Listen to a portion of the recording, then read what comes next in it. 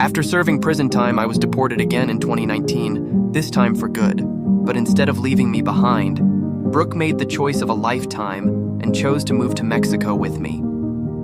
From the second day of my deportation, she has been by my side, and together, we've been learning how to rebuild life after deportation. This channel isn't just about my story, it's about our story. It's about faith, family, and finding hope when everything feels impossible. Because deportation doesn't just affect one person, it affects the whole family. And together we've seen how God can take brokenness and bring redemption. My name is Jonathan Flores, and this is my wife Brooke. This is our journey, and this is Hope After Deportation.